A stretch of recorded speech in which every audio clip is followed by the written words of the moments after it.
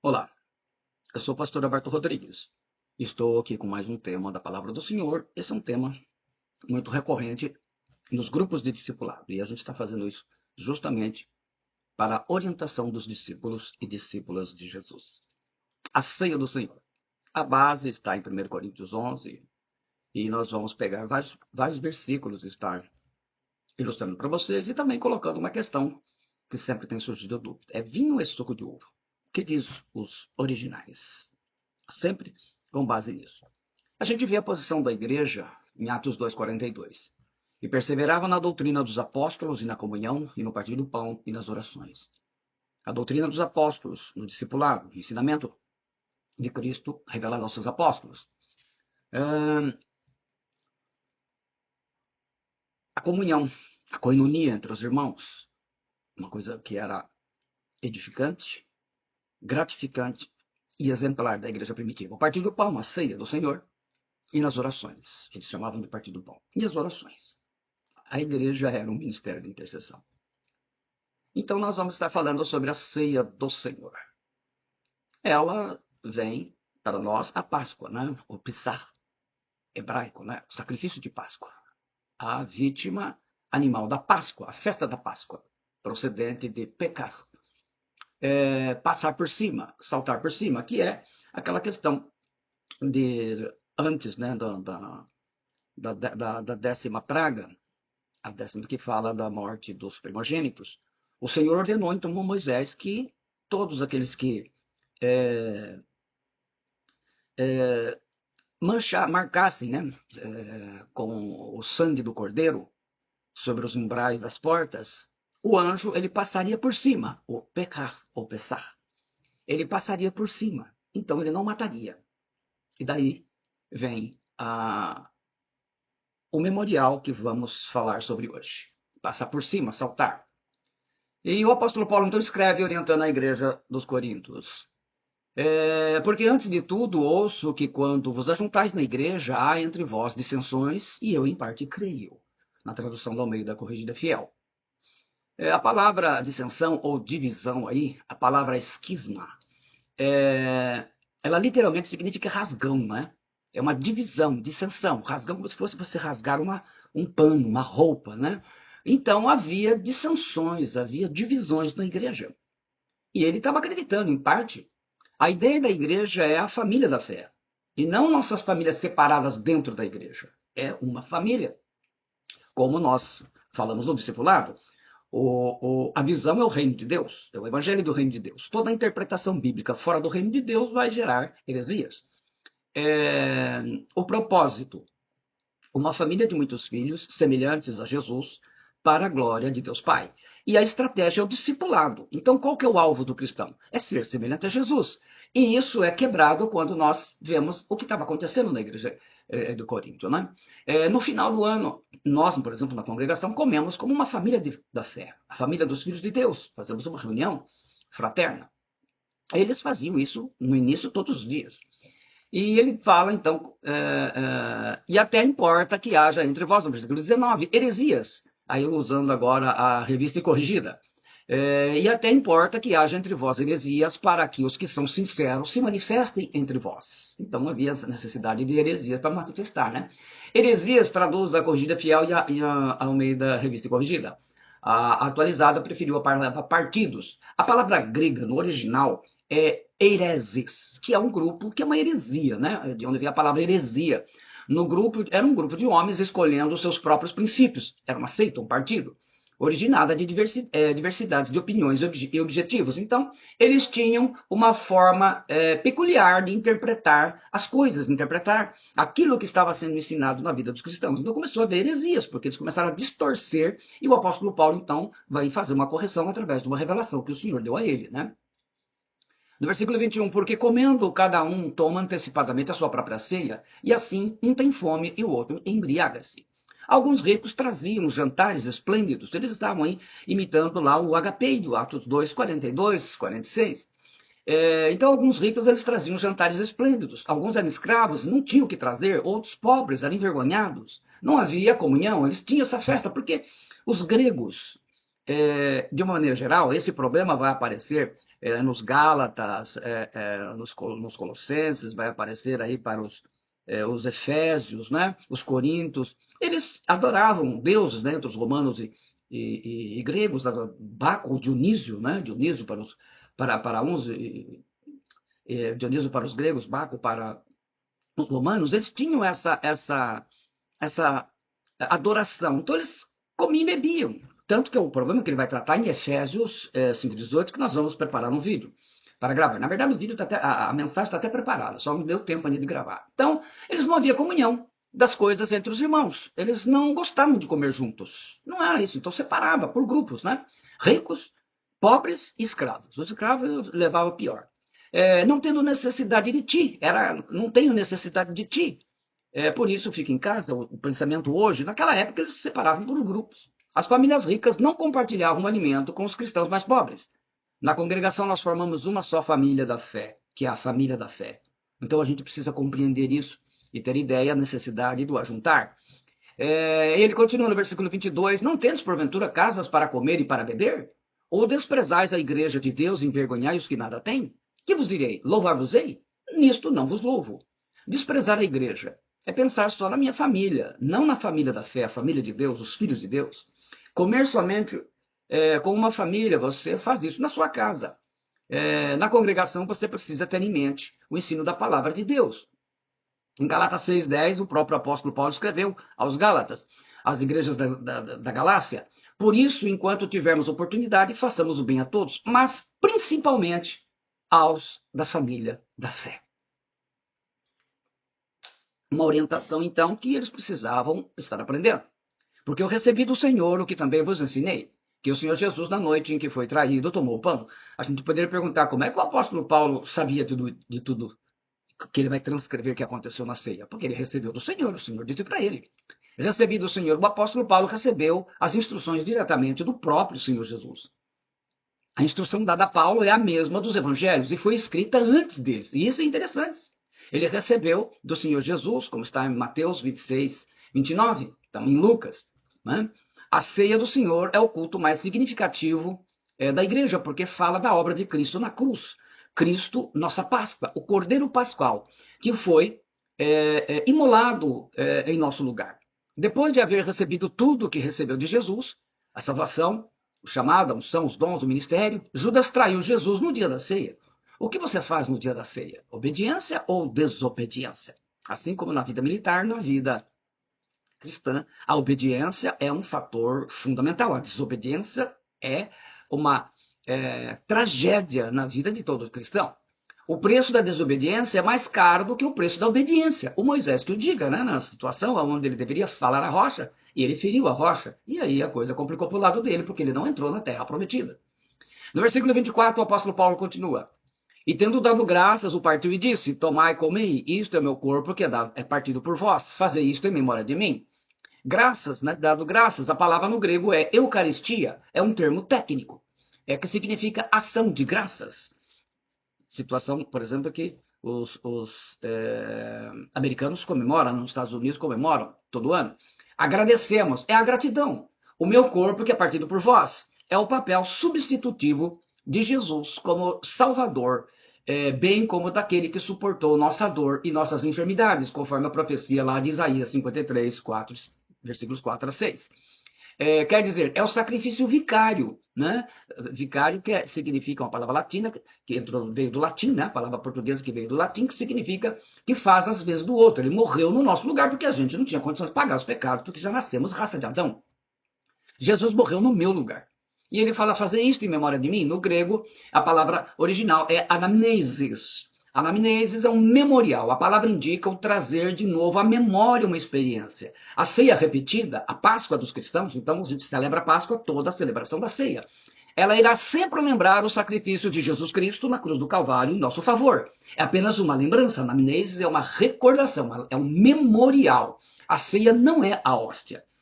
O mitraísmo, uma religião de misticismo do século II a.C., era popular no Império Romano e adotado pelos imperadores. Eles tinham 7 sacramentos. Um deles, uma espécie de Eucaristia, era assinada com uma cruz, vinda do Antigo Egito. No Egito, um bolo após consagrado por um sacerdote era suposto ser a carne do deus Osíris. No tempo de Paulo, do apóstolo, nesse tempo que ele escreve para Coríntios, havia cultos pagãos aos deuses Dionísio e Orfeu, que ensinava essa ideia de comer o próprio Deus, né? Então era a ideia, como eles eram gregos, né? Tanto o deus Dionísio como o deus Orfeu, o deus dos sonhos. No ano de 1215, o Papa Inocêncio III ele decretou o dogma da transubstanciação, que pretende que quando o padre diz suas palavras de consagração, a hóstia, em latim, vítima oferecida aos deuses, se transforma no próprio corpo de Cristo, e por isso pode ser adorado como o próprio Deus. O dogma existe só há 802 anos. Isso serve para os católicos. Nós, evangélicos, não cremos dessa forma. Isso para nós, evangélicos, é uma idolatria. Cristo não está no pão e nem no suco de uva, ou vinho, que nós vamos ver na última parte. A ceia é apenas uma lembrança de Jesus Cristo. Então, para nós, os cristãos evangélicos, a ceia não está ali Cristo presencialmente no pão ou na hóstia, e no suco ou no vinho, aquilo que está sendo usado. Correto? Partido por vós, vicário em nosso lugar, memória, feito em comemoração, não é um novo sacrifício. De mim, o culto é cristocêntrico. Cristo no centro. Por ele, para ele e sempre através dele. O que lembrar na ceia em relação à morte de Jesus? O que ele nos trouxe? Primeiro, a redenção. Jesus pagou o nosso preço e comprou-nos de volta para o Pai. Então, a raça de Adão, todo mundo se diz, olha, todo mundo é filho de Deus? Não, todo mundo é raça de Adão. Quando nós nascemos de novo, a nossa natureza muda, aí a gente nasce da água e do Espírito, na água do batismo, por imersão, aí nós entramos no reino de Deus. Então a redenção, ele pagou o preço para a gente estar de volta. A justificação, Deus me declara justo ao imputar a justiça de Cristo. Ele sendo sem pecado, morreu no meu lugar. Então eu sou justo por causa da justiça dele. Propiciação, é a reconciliação com o Pai na cruz. Podemos novamente lá, João capítulo 1, ele fala, ele deu-lhes o poder de serem feitos filhos de Deus, a saber, aos que creem do seu nome. Então, essa propiciação, essa reconciliação com o Pai, é a remissão, é o perdão dos nossos pecados. Tudo isso são temas dentro do discipulado, do reino de Deus, da teologia, que pode ser estudada à parte. Aqui a gente está dando uma visão geral, porque o foco aqui é a ceia. A glorificação, teremos um corpo igual ao de Jesus ressurrecto, porque é uma família de muitos filhos semelhantes a Jesus.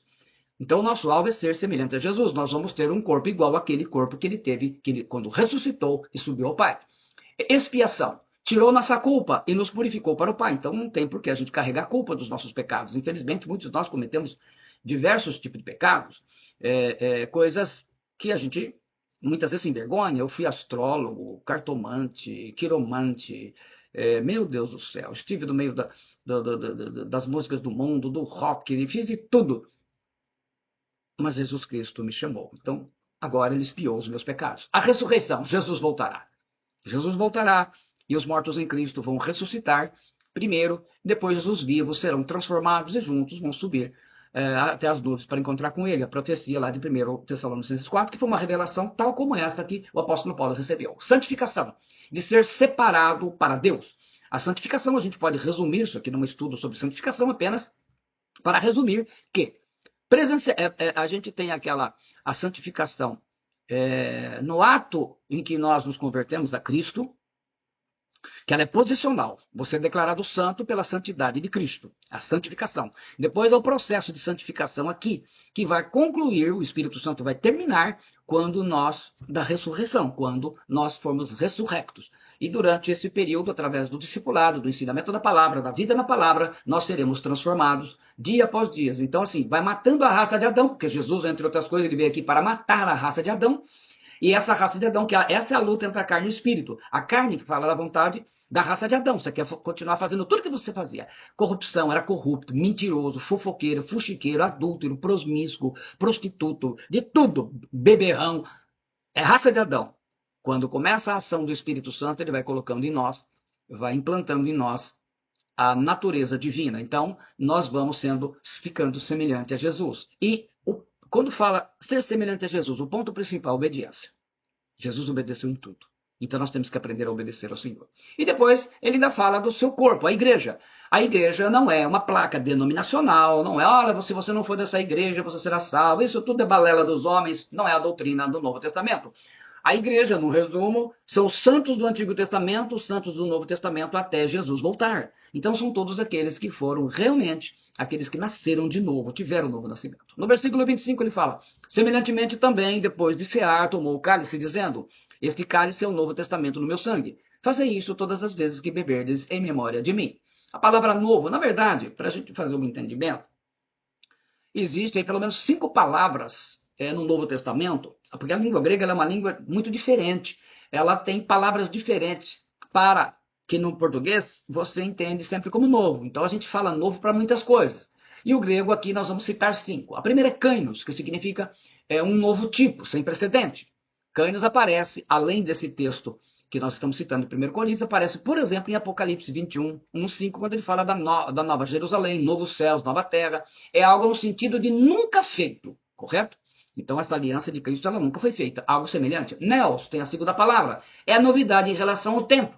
O que veio a existir recentemente. Tem outro significado. E aí tem textos, Colossenses 3:10, 1 Coríntios 5:7, Hebreus 8:13, Hebreus 12:24, Tito 2:4, onde aparece essa palavra. Lá que em português é traduzido como novo.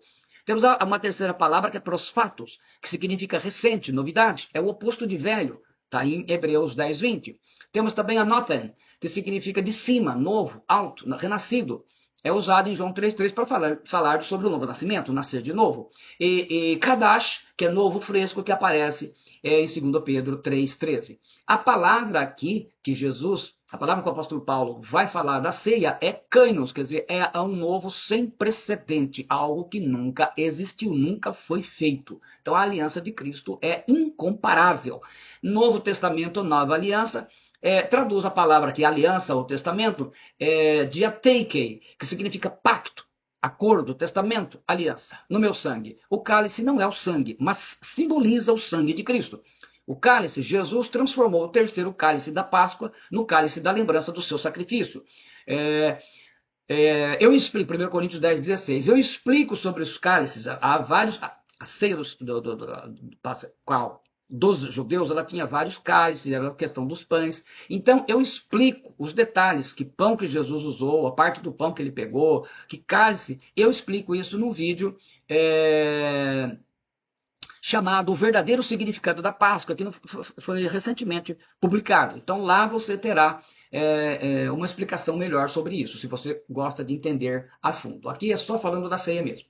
É a nova aliança ratificada pelo sangue de Cristo e profetizada por Jeremias, pelo profeta Jeremias, capítulo 31, versículos 31 a 34. O antigo sistema de ritos é substituído pelo evangelho de Jesus, Hebreus 8, do 7 ao 13. Pelo seu sangue, Jesus nos aproximou pela carne e nos fez um. Sem sangue não há justificação. Por isso devemos nos revestir do novo homem, do seu corpo.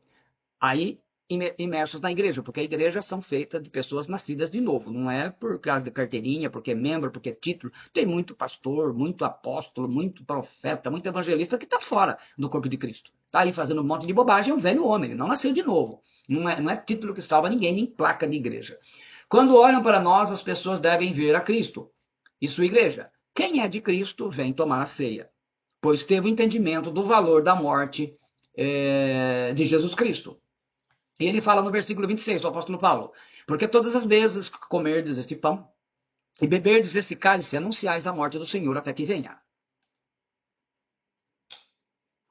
Todas as vezes. Não há limite de quantas vezes celebrar a ceia do Senhor, quantas vezes for necessário. Tem pessoas que falam, pastor, tomei a ceia. Uma vez nós celebramos, estava ensinando isso na quinta-feira, do discipulado, mas eu tomei no domingo, não tem problema. Ou vou tomar no domingo, não tem problema. A igreja de Atos celebrava todos os dias no início, diariamente perseveravam unânimes no templo, partiam pão de casa em casa e tomavam as suas refeições com alegria e singeleza de coração. Atos 2:46. Então, diariamente, todo dia celebrava a ceia, o partir do pão aqui, e essa refeição era o agapei, né? O ágape, a festa do amor, que eles tinham prazer da refeição, de jantar juntos, né? Estavam todos juntos. A igreja começou de uma forma espetacular. E ele fala anunciais, a palavra catângelo, significa proclamar um sermão dramatizado em palavra e símbolo, como era feita a Páscoa judaica. Êxodo 13, 3:10. Nesse vídeo em que eu falo o verdadeiro significado da Páscoa, eu explico todo o rito da Páscoa, que Jesus celebrou a última Páscoa judaica e dentro dela ele instituiu a ceia do Senhor. É a palavra da ceia, pregada antes, nós sempre falamos. Não somente pregar um sermão dramatizado sobre o sacrifício da cruz para a nossa salvação, mas é a razão da nossa vitória dia a dia em nossa vida. Então é muito importante todo cristão, toda cristã, todo discípulo de Jesus, toda discípula de Jesus verdadeiramente tem que entender isso e valorizar a ceia. Anunciais a morte do Senhor. Na celebração da ceia, a igreja está proclamando os 6 pilares do Evangelho. Quais são os 6 pilares do Evangelho? Ensinado no discipulado. Primeiro, Jesus Cristo é Deus. Segundo, Jesus Cristo se encarnou. Terceiro, Jesus Cristo morreu na cruz. Quarto, Jesus Cristo ressuscitou. Quinto, Jesus Cristo é Senhor. E sexto, Jesus Cristo voltará. Sem esses elementos, não é o Evangelho de Jesus Cristo, o verdadeiro Evangelho do Reino de Deus, até que venha. Ao participar da ceia, renova a fé na bendita esperança da volta de Jesus para arrebatar a sua igreja, conforme a promessa de 1 Tessalonicenses 4, do 13 até o 18, independentemente de quando você crê que isso vai acontecer. Se é antes, durante ou depois da grande tribulação. Mas ele vai vir arrebatar a sua igreja, porque é uma profecia que ele mostrou ao apóstolo Paulo. Portanto, qualquer que comer este pão ou beber o cálice do Senhor indignamente será culpado do corpo e do sangue do Senhor.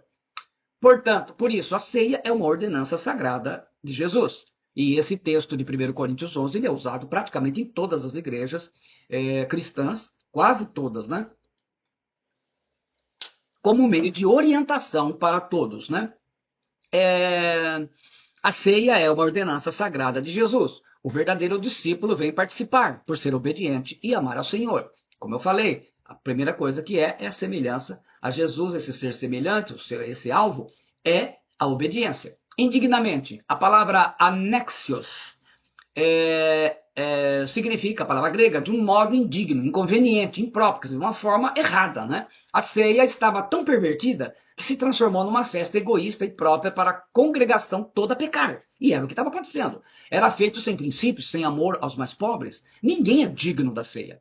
O amor, até porque graça fala de um favor que nós não merecemos, um favor imerecido. O apóstolo Paulo fala da atitude de divisão ou heresias, lá em 1 Coríntios 1:10, e a falta de respeito com a ceia. Vem quando quiser, faz como quiser, não é assim que funciona. Rogo-vos, irmãos, pelo nome de nosso Senhor Jesus Cristo, que faleis todos a mesma coisa, que não haja entre vós divisões. Antes, sejais inteiramente unidos na mesma disposição mental e no mesmo parecer. É essa a ideia da ceia, falar da unidade da igreja. Uma das 7 unidades lá que ele escreve em Efésios. Será culpado. Tomar a ceia sem confessar pecados é zombar de Deus. Eles estavam pecando, né, fazendo sério problema que não, ao discriminar, que era o grupo dos ricos, deixava os mais pobres, vocês imaginam os escravos, então, coitados. Né? Portanto, a ceia é uma ordem de Jesus, indignamente. É comendo sem amor e sem consideração aos pobres. Não pode faltar amor. O amor é o vínculo. De todo discípulo, a marca do discípulo de Cristo é o amor. Especialmente entre eles, né? Entre nós cristãos. Causando divisão, separando a sua família das famílias mais pobres da congregação. Que terrível estava a igreja. Como Esaú não deu valor ao direito de primogenitura, não dar valor devido à ceia. Ele desprezou os direitos de primogenitura, trocou por um prato de lentilha. Hoje as pessoas deixam de estar no culto de ceia por qualquer motivo, qualquer situação, aparecer um parente, é o final do campeonato, sei lá, qualquer coisa aí. Isso é ser indigno. Examine-se, pois, o homem a si mesmo, e assim coma deste pão e beba deste cálice. Examine-se, confesse os pecados a Deus, arrependa-se deles, se forem pecados graves, como adultério, fornicação, por exemplo. Peça ajuda ao pastor, ao seu discipulador, se você é um discípulo, né? E aqui eu estou escrevendo para todos os cristãos, nem todo cristão é discípulo, né? Se você é discípulo, vai lá com o seu discipulador, né? Se achar necessário uma orientação pastoral, vai falar com o teu pastor. Senão, ele próprio pode conduzir a situação. Na verdade, não é que a gente confessa o pecado para o pastor ou para o discipulador, que eles perdoam o pecado, porque nós não perdoamos o pecado de ninguém, nenhum nosso. É simplesmente para uma orientação, uma correção para a pessoa não continuar pecando. A pessoa se corrigir e ela tomar a ceia, correto? O propósito é que você tome a ceia e não mantenha o pecado oculto e evite tomá-la. É uma ordem do Senhor que cada crente salvo tome a ceia quando ela é celebrada. Todo crente é salvo e batizado. Quem podia e não tomava a ceia, na Páscoa, ele era destruído, conforme está lá em Números 9:13. Só estava desculpado quem estivesse viajando. E ele fala, examine-se. Está buscando ser semelhante a Jesus, servindo aos irmãos, e na obediência do Pai Celestial. Não é para julgar o irmão, julgar os outros. Ah, mas aquele fulano não pode tomar ceia. Não, você tem que olhar para você.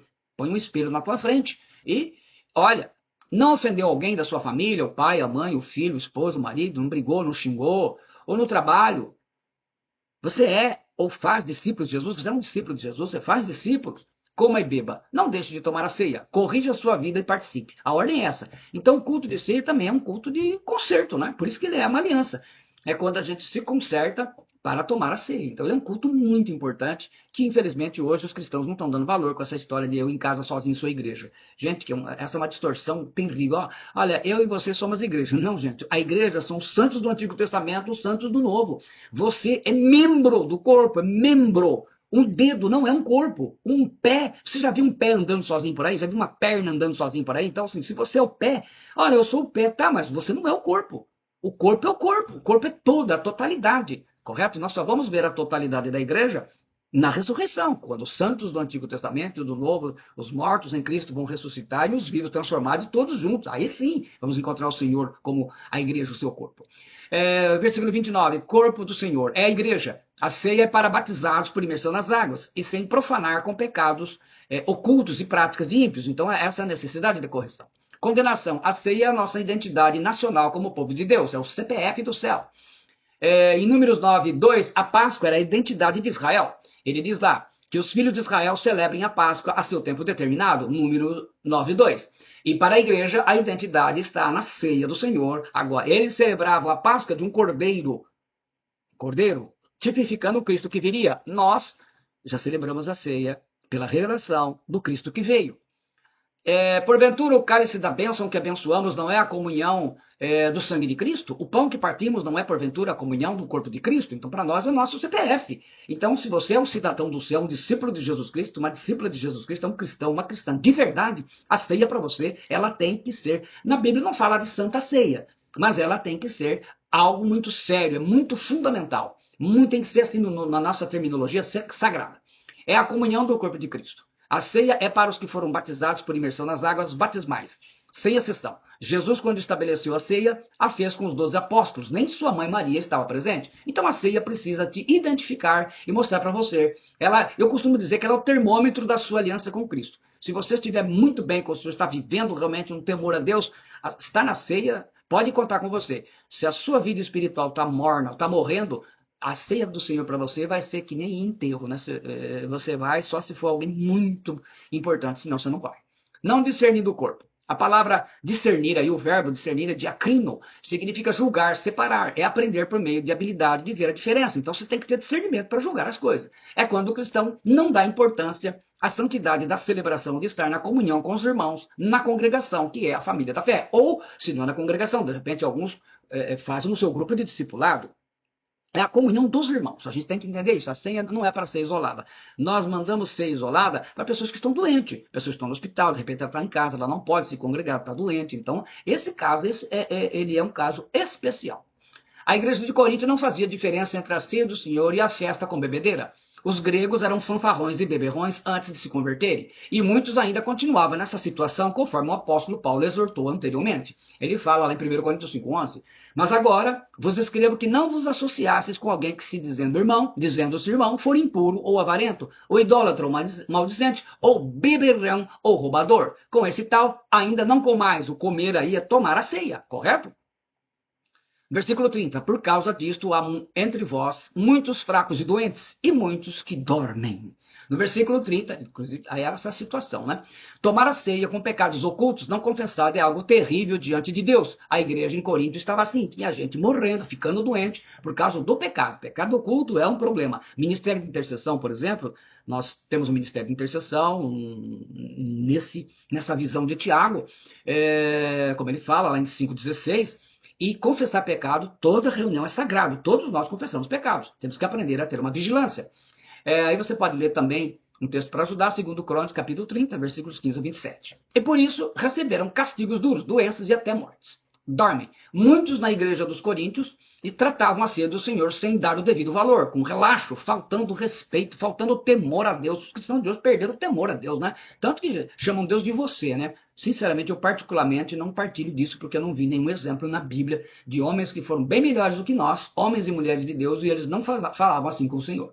Sem discernimento há doenças e mortes. Então, com discernimento há curas e avivamento espiritual, que a vida de Cristo manifesta na vida das pessoas diariamente. É isso que tem que acontecer na ceia, na nossa vida. A vida de Cristo ser manifesto ali, a glória do Senhor descer na congregação, no grupo de discipulado, no dia da ceia, não importa.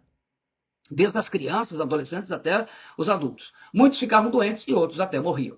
E no versículo 31, porque se nós nos julgássemos a nós mesmos, não seríamos julgados. Versículo 31, temos que nos examinar constantemente, isto é, ao invés de ficar vendo os pecados dos irmãos e das irmãs, preocupe-se com os seus próprios pecados. Peça perdão a Deus, a quem ofendeu, e você não será julgado. Então a gente tem que avaliar a gente mesmo. Mas quando somos julgados, somos repreendidos pelo Senhor para não sermos condenados com o mundo. Ainda no 1 Coríntios, capítulo 11, versículo 32. Repreendidos pelo Senhor. Moldar o caráter pela correção. Jesus ajusta o nosso caráter na celebração da ceia. A confissão de pecados, pedidos de perdão. É a luta da raça de Adão, porque Jesus veio matar a raça de Adão. Nascemos de novo, mas não estamos prontos. Como eu falei do processo da salvação. É ir tirando, arrancando de nós a raça de Adão. Olha, era mentiroso, agora arranca essa raça de Adão e coloca aquele que é sincero e verdadeiro. Era fofoqueiro, agora tem uma boca que fala a palavra do Senhor. É uma mudança, correto? A ceia do Senhor nos traz a revelação de quem é Jesus, em Lucas 24, 35, 44, 47. Deus se encarrega de nos disciplinar para a nossa santificação, sem a qual não há salvação. Nós não veremos o Senhor. Texto lá de Hebreus 12, 14. Daí, doenças, perseguição no trabalho, tribulações podem indicar necessidade de buscarmos a obediência de 5,16. Não necessariamente. Vai depender de cada caso, é um caso. Precisamos de sabedoria do Senhor. O apóstolo Tiago, meio irmão de Jesus, ele escreveu assim: confessai, pois, os vossos pecados uns aos outros, e orais uns pelos outros para serdes curados. Muito pode, por sua eficácia, a súplica do justo. Esse princípio é usado no ministério de intercessão. Nós sabemos que a súplica do justo ela tem muito poder, né? E é muito eficaz, mas há necessidade de confessar pecados uns aos outros. É isso que fazemos. O cristão é corrigido para não ser condenado ao inferno junto com os ímpios. Não faça cara feia, aceite a correção de coração. Versículo 33. Portanto, meus irmãos, quando vos ajuntais para comer, esperais uns pelos outros. A corrigida é fiel. Assim, pois, irmãos meus, quando vos reunis para comer, esperais uns pelos outros. A atualizada. Ajuntais. Traduz o verbo sunerkomai. Juntar em assembleia, reunir-se, é a reunião da congregação, a reunião da igreja. A ceia do Senhor constrange você a se congregar. Em Hebreus 10, 25, o apóstolo, o autor sagrado, ele diz: não deixando nossa mútua congregação, como é costume de alguns, mas admoestando-nos uns aos outros, e tanto mais quanto vedes que se vai aproximando aquele dia. Então, não deixando o quê? A nossa mútua congregação. Aqui é um substantivo, não é verbo. Correto? Por isso que a tradução correta é nossa mútua congregação. Congregar, congregação. No original grego significa pertencer através. Greio, um rebanho, um cardume de peixe. Juntar, unir aqueles que previamente separados por Deus. Então, congregar significa pertencer a um rebanho, conforme João 10,16, o rebanho de Jesus. Não é de Deus viver como um lobo solitário. 1 João 1,7 nos ensina que os que nasceram de novo gostam de estar com quem nasceu de novo. E também Provérbios 13, 20. Quando um crente começa a se sentir melhor estando com ímpios do que com os irmãos, quer dizer, com raça de Adão, é sinal de que ele começou a morrer espiritualmente ou provavelmente não nasceu de novo. É uma raça de Adão, está indo na contramão do Salmo 1, versículo 1 a 6. É a igreja reunida. Esperai, Paulo pretendia que a igreja corrigisse os problemas mencionados nos versículos 21 e 22, com arrependimento, pedindo perdão, tomando a ceia e as refeições de amor todos juntos, ninguém ficará sem comer. É a correção ao problema dos versículos 21 e 18. É isso que se faz, né, na igreja. Mas se algum tiver fome, coma em casa, para que não vos ajunteis para condenação. Quanto às demais coisas, ordená-las-ei quando for. E versículo 34. Ou tragam comida para dividir com todos, ou comam em casa. Quando a igreja come unida um bolo, um churrasco é viver em comunidade. Então, está reunido, a gente partilha tudo que temos. Todos comem, nem que for para dar um para cada um. Como que você encara vir ao culto da ceia do Senhor? É para você refletir. O discípulo de Jesus, o discipulador. Como você costuma falar muito, ao culto da ceia do Senhor, fica batendo papo, nem presta atenção no que está acontecendo? O que significa examine-se, pois, o homem a si mesmo. E aí, a perguntinha que nós queremos esclarecer: suco de uva ou vinho na ceia? Vamos lá. Duas palavras hebraicas e duas palavras gregas fundamentais. A palavra vinho, em hebraico, é yahin, suco fermentado de uva que destrói boa parte do açúcar e se torna alcoólico. Tá? Você vai encontrar essa palavra, por exemplo, lá em Gênesis 9, 21.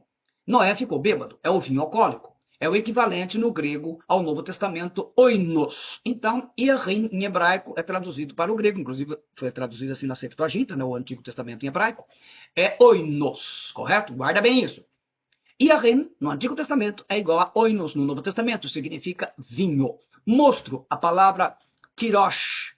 A palavra tirosh é espremido da uva, é o suco não fermentado de uva, contendo 20% de açúcar e sem álcool. É o fruto da videira, o fruto da vide, conforme você vai achar, por exemplo, em Gênesis 27, 28.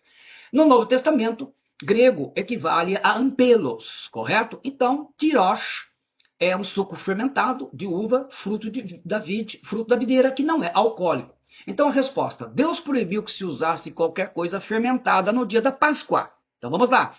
Vou repetir. Deus proibiu que se usasse qualquer coisa fermentada no dia da Páscoa. Ele fala: por 7 dias não se ache nenhum fermento nas vossas casas, porque qualquer que comer pão levedado, aquela alma será cortada da congregação de Israel. Assim, o estrangeiro como o natural da terra. A palavra fermento, serror, significa fermento, como aumentado pela fermentação. Assim, na Páscoa não se podia usar nada fermentado. Na verdade, está enfatizada também no Novo Testamento, Mateus e 1 Coríntios. O vinho não é fruto da videira, o vinho é fruto da fermentação.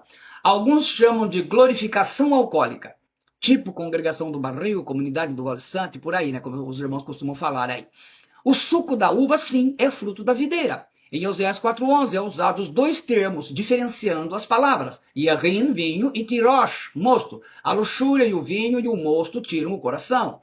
Em Isaías 65:8, tirosh está apontando como cacho de uva. Apontado, né, o fruto da videira. Assim diz o Senhor, como quando se acha mosto, né, tirosh, num cacho de uvas. Dizem: não desperdices, pois há bênção nele. Assim farei por amor de meus servos, que não nos destrua todos. Jesus usou suco ou fruto ou vinho na Páscoa e na ceia? A resposta: como ele mesmo proibiu o uso de qualquer coisa fermentada na Páscoa, ele usou o fruto da vide, suco. Os 3 evangelistas, ao escreverem a bebida que Jesus usou, eles anotaram a palavra fruto da vida, ampelos. Você não vai encontrar oinos. Então, em Mateus 26, 29, Marcos 14, 25 e Lucas 22, 18. E digo-vos que, desde agora, não bebereis desse fruto da vide, ampelos, até aquele dia em que o beba novo convosco no reino de meu Pai. Mateus 26, 29. Então, ele está usando esta palavra. O Mateus usou a palavra que se refere ao suco. Em verdade, Marcos registra: em verdade vos digo, que não beberei mais do fruto da vide, ampelos, até aquele dia em que o beber novo no reino de Deus. E Lucas também registra isso, porque vos digo que já não beberei do fruto da vide até que venha o reino de Deus, ampelos no grego. Não usaram a palavra grega para vinho, que é oinos nos evangelhos, como Mateus 9,17, Marcos 2,22 e Lucas 5,38. Por exemplo, quando ele fala assim: nem se deita vinho novo, aqui é oinos, em odres velhos. Antes, aliás, rompem-se os odres e entorna-se o vinho, e os odres estragam-se. Mas deita-se o vinho novo em odres novos. Vinho novo, oinos, em ambos se conservam. Mateus 9,17. Marcos, ele registra: e ninguém deita vinho novo, oinos, em odres velhos. De outra sorte, o oinos, vinho novo, rompe os odres, entorna-se o vinho, oinos, e os odres estragam-se. E o vinho novo, oinos, deve ser deitado em odres novos. Então veja bem, os evangelistas sabiam a diferença. Mas o vinho, O vinho, oinos, novo deve deitar-se em odres novos, e ambos juntamente se conservarão. Então, assim, eles sabiam a diferença, inclusive o Lucas escreve num grego clássico, né? Eles sabiam a diferença entre oinos e ampelos. Ele não usou, até porque Jesus estava falando ele usava o aramaico, então ele usava o aramaico como é um dialeto do hebraico, ele estava usando as palavras, Jesus corretamente, como nós vivemos no início, né? Ele estava usando as palavras hebraicas e os evangelistas narraram, passavam essas palavras para o grego. O apóstolo e os evangelistas conheciam bem a diferença da palavra no original grego. Os defensores da cachaça ungida, gole santo e do beber um pouco pode, usam 1 Coríntios 11, 21 para afirmar que a igreja de Corinto usava vinho na ceia, porque comendo cada um toma antecipadamente a sua própria ceia, e assim um tem fome e o outro embriaga-se. Isso chega a ser um insulto ao intelecto de qualquer estudante da Bíblia. Tamanha distorção da palavra de Deus em busca do prazer a qualquer custo. Respeito todos aqueles que bebem, mas você não pode usar a Bíblia para defender a sua bebedança. Vou falar sobre não vos embriagueis com vinho, vou citar todas as palavras gregas que aparecem na Bíblia que se referem à bebida, para explicar as diferenças, correto? Não é aqui a nossa questão. A ceia do Senhor foi estabelecida pelo próprio Senhor Jesus e não pela igreja de Corinto. Os 3 evangelhos originais em grego mostram que Jesus usou suco de uva. Na igreja de Corinto, esses que se embriagavam na ceia do Senhor antes eram os beberrões citados em 1 Coríntios 5,11 e bêbados em 1 Coríntios 6,10, e por isso estavam sendo castigados por Deus em 1 Coríntios 11,30 e repreendidos pelo apóstolo Paulo, o texto que nós estamos lendo aqui de 1 Coríntios, basicamente do 18 ao 21. Quem for viciado em bebida depois de convertido sempre tenderá a forçar uma autorização bíblica para voltar ao seu vício. É o mesmo que colocar a raposa para cuidar das galinhas, ou o bode para vigiar a horta. Mateus 26, 29, em grego. Em grego está aí, no texto dos receptos, né? O original grego ele diz: e digo-vos que desde agora não beberei deste fruto da vide, até aquele dia em que o beba novo convosco no reino de meu Pai. Os grifos são meus. Mas você é livre para fazer as suas escolhas. Mas as consequências são obrigatórias. Então, nesse vídeo meu, não vos embriagueis com vinho, nós vamos citar tudo isso daí. Nós vamos mostrar essa diferença. Então, de uma maneira geral, eu quero que vocês entendam essas diferenças da palavra. Então, assim, no original grego do Novo Testamento, nem os 3 evangelistas que falam da ceia e nem o apóstolo Paulo em 1 Coríntios, eles não usam, como eu dei o exemplo de Tirosh, né? Porque Jesus, quando falava de uma coisa ou de outra, ele estava usando as palavras hebraicas. Ele estava usando, ainda que o dialeto era aramaico, mas o aramaico, por ser um dialeto do hebraico, muitas palavras do hebraico ele manteve, né? Na verdade. Então, o Yain, essa palavra aqui, esse Yahin, o Yahin é o vinho. Jesus usou isso quando ele falou, por exemplo, do vinho novo. Vinho novo, odre novo, vinho velho, odre velho, correto? O tirosh, que é o suco, em grego é ampelos. Então, quando ele vai falar da ceia, ele usa o termo suco de uva. Então, e mais, a proibição de usar coisa fermentada na Páscoa. Então, ele não poderia ir contrário à sua própria vontade. Então, nós temos o texto base do Antigo Testamento e no Novo Testamento. Então, defender vinho na ceia é por conta própria. Nos originais, nós não temos. Mas você é livre para fazer as suas escolhas. As consequências são obrigatórias. Meu discípulo, minha discípula, espero que você, discípulo de Jesus, discípula de Jesus, você cristão, cristã, você que serve a Deus, espero que você tenha compreendido. Qualquer coisa, dá uma revisada no vídeo novamente. Que Deus te abençoe, em nome do Senhor Jesus Cristo. Se você gostou, eu sou o pastor Alberto Rodrigues. Se você gostou, deixa o seu gostar, seu gostei aí, o seu comentário para edificar os irmãos, né? E, claro, muita gente não vai concordar, mas estou ensinando a Bíblia pelo seu original. Não tenho como defender mentira. Essa é a verdade, goste você ou não. Compartilhe com os irmãos, especialmente com os seus discípulos. Deus te abençoe, em nome do Senhor Jesus Cristo. E toda a glória seja dada ao Pai, ao Filho e ao Espírito Santo. Amém.